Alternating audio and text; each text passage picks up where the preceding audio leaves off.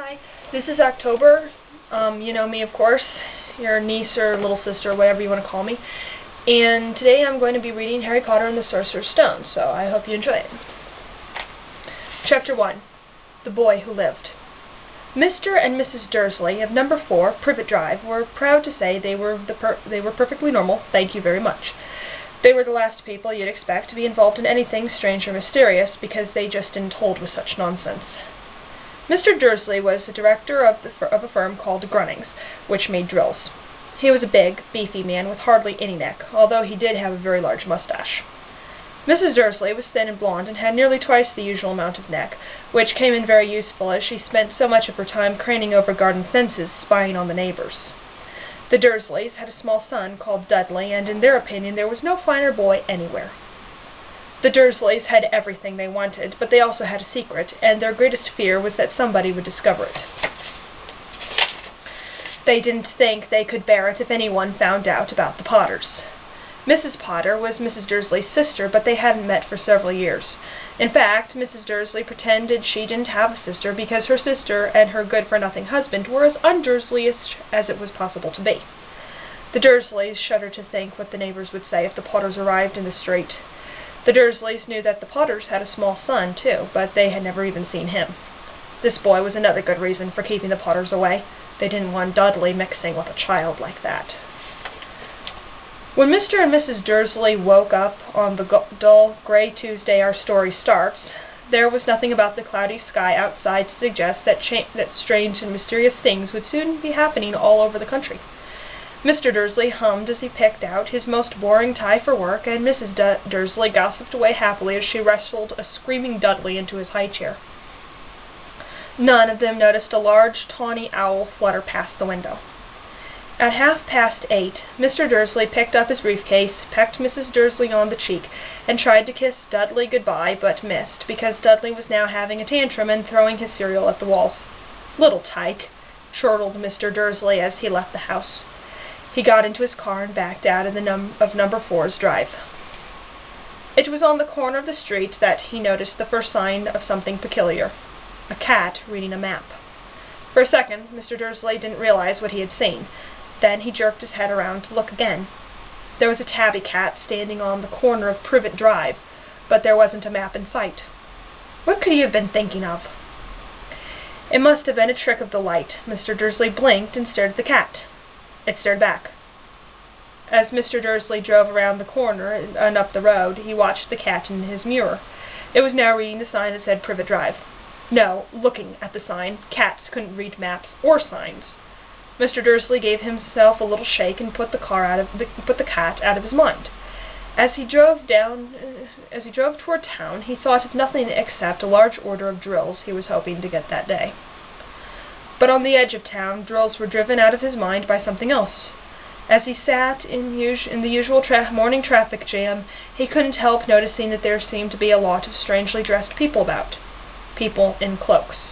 Mr. Dursley couldn't bear people who dressed in funny clothes, the get-ups you saw on young people. He supposed this was some stupid new fashion.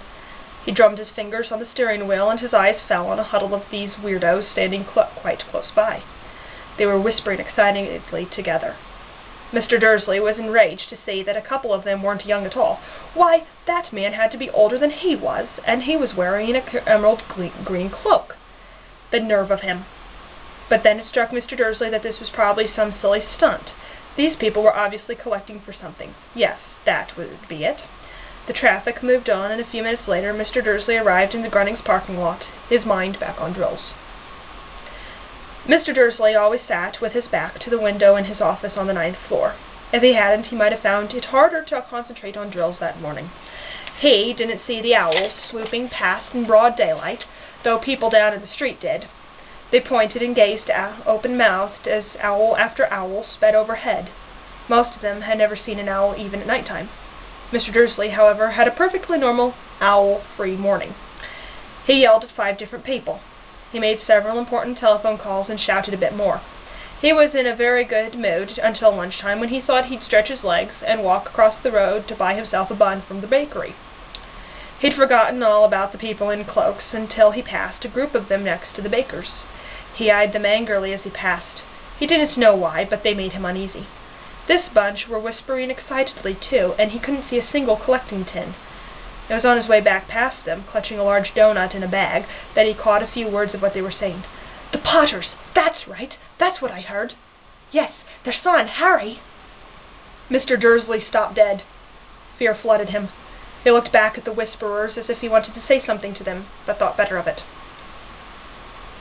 He dashed back across the road, hurried up to his office, snapped at his secretary not to disturb him, seized his telephone, and had almost finished dialing his home number when he changed his mind. He put the receiver back down and stroked his mustache, thinking. No, he was being stupid.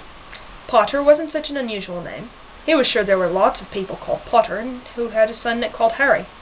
Come to think of it, he wasn't even sure his nephew was called Harry. He'd never even seen the boy. It might have been Harvey. Or Harold.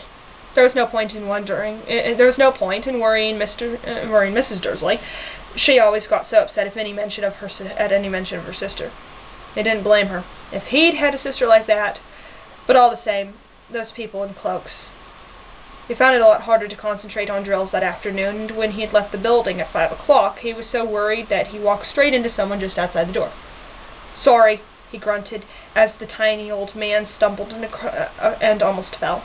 It was a few seconds before Mr. Dursley realized the man was wearing a violet cloak.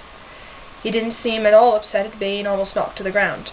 On the contrary, his face split into a wide smile, and he said in a squeaky voice that made passers-by stare, "Don't be sorry, my dear sir, for nothing could upset me today. Rejoice, for you know who has gone at last. Even muggles like yourself should be celebrating this happy, happy day." And the old man hugged Mr. Dursley around the middle and walked off. Mr. Dursley stood rooted to the spot. He had been hugged by a complete stranger. He also thought he had been called a muggle, whatever that was. He was rattled. He hurried to his car and set off for home, hoping he was imagining things, which he had never hoped before because he didn't approve of imagination. As he pulled into the driveway of number 4, the thing he saw, and it didn't improve his mood, was the tabby cat he'd spotted that morning. It was now sitting on his garden wall. He was sure it was the same one. It had the same markings around its eyes. "Shoo!" said Mr. Dursley loudly.